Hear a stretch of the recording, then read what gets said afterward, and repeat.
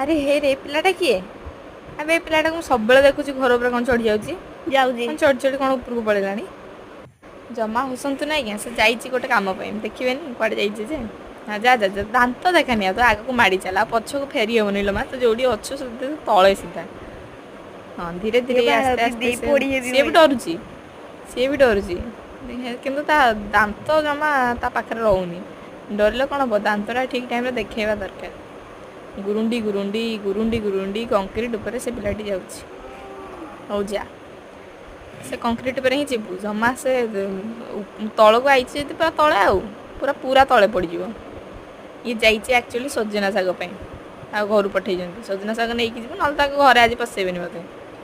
ବିଚରାଣୀ ଗଲା, କେମିତି ଆଣିବ କେଜାଣି, ଯାଇଛି ତ। ହଉ ଧରିଲା ଫାଷ୍ଟ ଧରିବ, ଗୋଟେ ଗୋଟେ କରି କଲେକ୍ଟ କରିବା ଆଉ, ମା ଦେଖାଯାଉ ସେ କେତେ ଦୂର ଶାଗ କଲେକ୍ଟ କରିପାରୁଛି।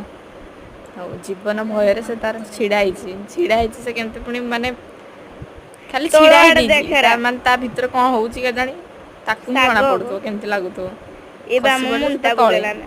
ହାଡ଼ ଗୋଡ଼ ଚୁନା ହେଇକି ଏକାଥରେ ମିଶିଯିବ, ସବୁ ମାଟିରେ ହିଁ ମିଶିଯିବ।